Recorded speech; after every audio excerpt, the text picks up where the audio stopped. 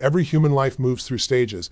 You don't get to vote on whether they happen. You don't get to skip them. You don't get to delay them forever. These stages shape who you become, what you tolerate, what you demand, and what you ultimately achieve. Success is not an accident. Growth is not random. They are the natural result of how you move through these four unavoidable stages. The first stage is comfort. This is where most people live, and many people die. Comfort feels safe. It feels familiar. It feels predictable. You know your routines, your habits, your excuses. You know what you can handle and what you avoid. Comfort is not bad. It gives you stability. It gives you grounding. But comfort has a hidden cost. When comfort becomes your priority, growth becomes your enemy. You stop stretching. You stop learning. You stop asking more of yourself. You trade your potential for convenience. The danger is not that comfort feels good. The danger is that it slowly convinces you that this is enough, when deep down you know it isn't. The second stage is disruption. Disruption is the stage people fear, but it is the stage that wakes you up. Something breaks, something changes, something doesn't work anymore. A relationship ends, a career stalls, a business fails. Your body gives you a warning. Your soul gets restless. Disruption feels like loss, but is actually information. Life is telling you that the old way no longer matches who you are becoming. Most people resist disruption. They numb themselves, they complain, they look for someone to blame, but disruption is not here to destroy you. It is here to reposition you. The third stage is decision. This is the most powerful stage because it's where destiny shifts. After disruption, you must decide who you are going to be now. You decide what things mean. You decide what you will no longer tolerate. You decide what you will commit to, no matter what. Decision is not wishful thinking. It is not hoping things change. Decision is drawing a line and saying, this is who I am now, and this is what I stand for. When your decision is clear, your behavior changes. When your behavior changes, your results change. Most people revisit decisions. Powerful people live by them. The fourth stage is growth through discipline. This is where success is built day by day. Growth is not dramatic. It is repetitive. It is boring. It is doing what you said you would do long after the emotion fades. Discipline is not punishment. Discipline is self-respect in action. It's choosing long-term fulfillment over short-term relief. It's training your mind, your body, your skills, and your standards to operate at a higher level. Growth does not happen because you feel motivated. It happens because you have structured your life to win even on hard days. Here's the truth: most people miss these stages. Repeat.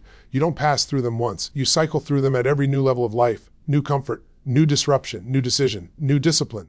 The quality of your life is determined by how quickly you recognize the stage you're in and how powerfully you respond to it. If you're stuck, you're probably clinging to comfort. If you're overwhelmed, you're likely in disruption. If you feel clear but uncomfortable, you're in decision. If results are compounding, you're living in discipline. Life rewards those who stop fighting the stages and start using them. Comfort should be a place to rest, not a place to live. Disruption should be a signal, not a sentence. Decision should be firm, not flexible. Discipline should be a lifestyle, not a phase. Success is not about avoiding pain. Growth is not about chasing pleasure. It's about understanding that every stage has a purpose, and every stage is preparing you for the next version of yourself. When you stop asking, why is this happening to me? And start asking, what is this shaping me into? Everything changes. You are not behind. You are not broken. You are in a stage. And if you choose to move through it with awareness, courage, and discipline, there is no limit to how far you can grow. Life moves in unavoidable stages that shape every level of success and growth, whether a person is aware of them or not. These stages are not opinions, theories, or motivational ideas. They are patterns that show up in every human life across cultures,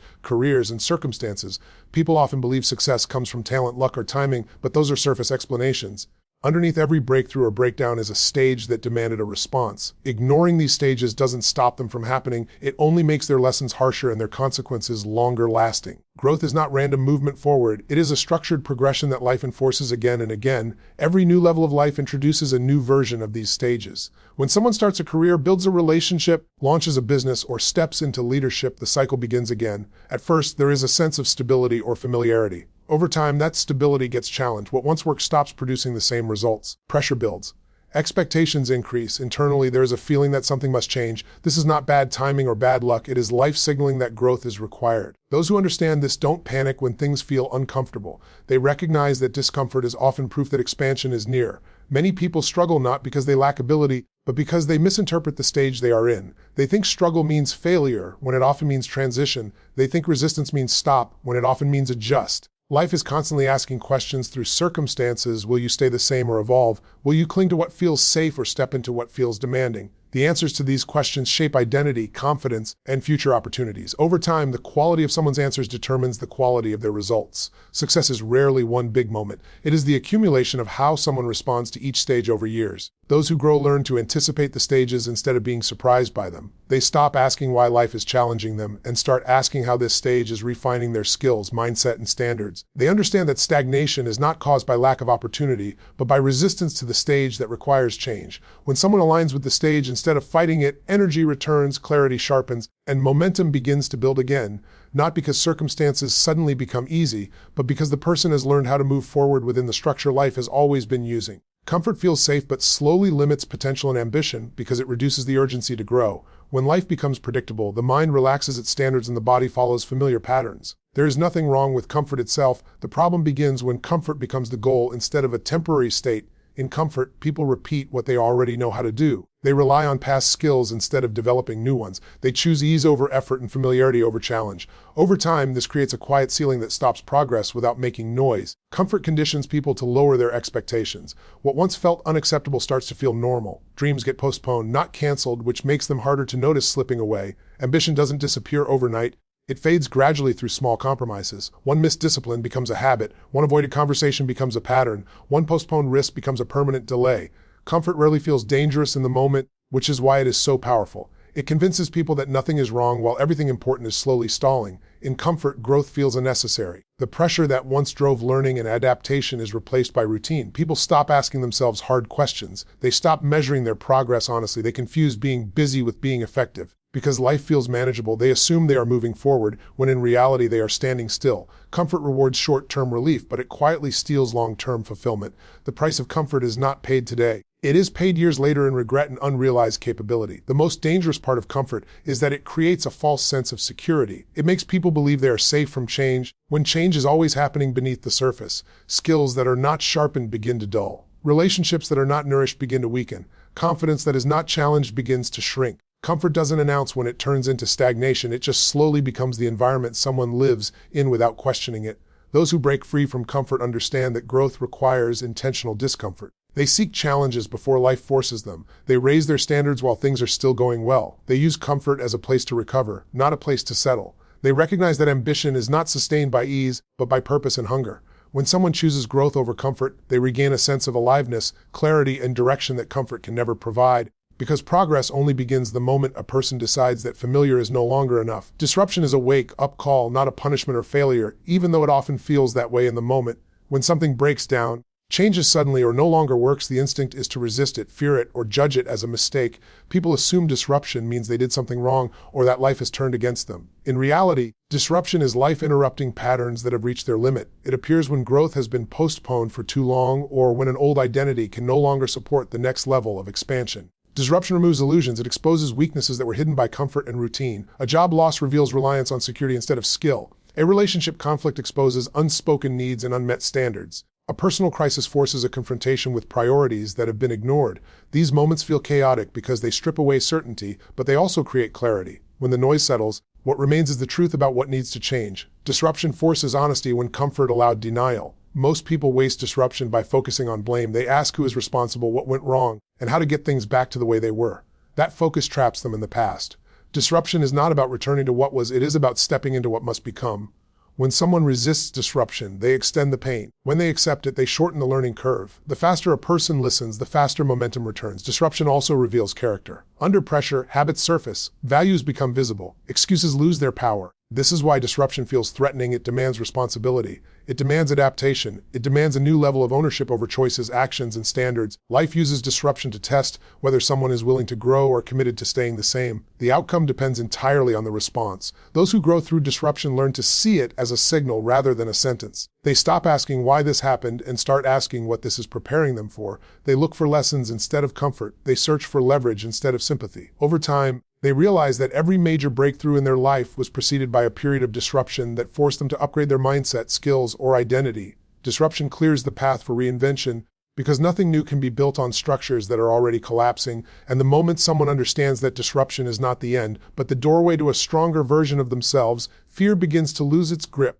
Decisions made after disruption determine future direction and identity more than talent, intelligence, or circumstance ever could. When disruption shakes certainty, it creates a rare moment of openness where old patterns loosen their grip. In that moment, a person chooses what the experience means and who they will be because of it. Most people underestimate the power of this phase because decisions are often made quietly, internally, without ceremony. Yet these internal commitments shape behavior long after the crisis has passed. After disruption, there is a crossroads. One path leads back to familiar habits, excuses, and explanations. The other leads forward into responsibility, growth, and change. The difference between these paths is not information, it is commitment. People often say they want change, but their decisions are weak, conditional, and reversible. They decide only if conditions feel right or if motivation is high. Strong decisions are different. They are made once and reinforced daily. They redefine standards instead of negotiating with them. Identity is formed through decisions, not intentions. When someone decides what they will tolerate, what they will no longer accept, and what they are willing to work for, they reshape how they see themselves. A person who decides they are disciplined begins to act differently. A person who decides they are responsible stops waiting for permission or rescue. These decisions create a new self-image, and behavior naturally follows the image a person holds. This is why lasting change never starts with tactics, it starts with decisions about identity. Many people delay decisions because they fear making the wrong one. They stay in uncertainty, hoping clarity will arrive first. In reality, clarity comes after commitment, not before it. Decision collapses options.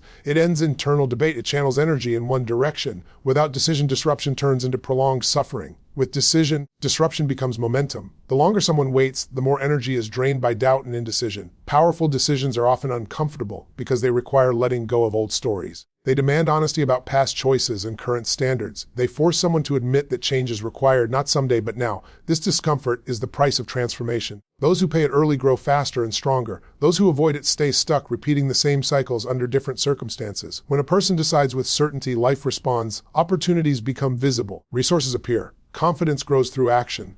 The world does not change because of the decision alone, but the person does, and that shift alters how they think, act, and respond to challenges.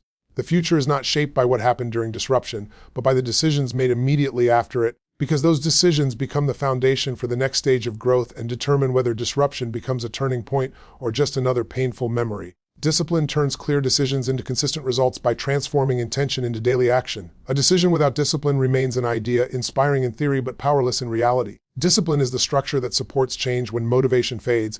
It is not driven by emotion or excitement, it is driven by commitment. When someone commits to a new standard, discipline becomes the mechanism that protects that standard from old habits, distractions, and excuses that try to pull them back. Many people misunderstand discipline as restriction, but true discipline is liberation. It removes the need to negotiate with oneself every day. Instead of constantly deciding whether to act, discipline creates certainty. The mind knows what is required and the body follows through. This reduces stress, increases confidence, and builds trust within oneself. Each disciplined action becomes a vote for the identity someone has chosen, reinforcing the belief that they can rely on themselves. Discipline is built through small, repeatable actions, not extreme effort. Consistency matters more than intensity. Showing up daily, even when progress feels invisible, compounds over time. Skills sharpen, strength increases, focus improves. What once felt difficult becomes automatic. This is how discipline rewires behavior. It shifts actions from conscious effort to conditioned response. Over time, discipline becomes less about forcing oneself and more about maintaining alignment with chosen values. Without discipline, setbacks feel personal and overwhelming. With discipline, setbacks become part of the process. A disciplined person does not quit because of a bad day. They return to the system. They adjust, refine, and continue. This resilience is what separates those who achieve lasting success from those who experience short bursts of progress followed by collapse. Discipline absorbs failure and converts it into feedback rather than discouragement. Discipline also creates momentum. Each completed action builds evidence of progress. Momentum fuels confidence, and confidence strengthens discipline in return. This cycle elevates performance across all areas of life. Relationships improve because standards are upheld. Health improves because habits are maintained. Work improves because focus is sustained. Discipline is the quiet force behind visible success. Those who master discipline understand that freedom comes from structure. They design their environment to support their decisions. They remove unnecessary temptations. They prioritize rest, preparation, and recovery as much as effort. They respect their energy and attention as valuable resources. Discipline is not about doing more, it is about doing what matters consistently. Over time, discipline shapes character. It teaches patience, self-control, and confidence. It proves that growth is not dependent on circumstances, but on choices repeated daily. When discipline becomes a lifestyle rather than a phase, results stop feeling fragile. They become stable, predictable, and sustainable because discipline is what carries decisions through time and transforms potential into measurable outcomes that reflect the standards a person has committed to live by. These stages repeat at every new level of personal and professional growth, making success a process rather than a destination. Many people believe that once they reach a certain level, struggle will disappear and stability will be permanent. In reality, each new level introduces a new version of the same cycle, only with higher stakes, greater responsibility, and deeper self-awareness required. What once felt like disruption at a lower level becomes the baseline challenge at a higher one.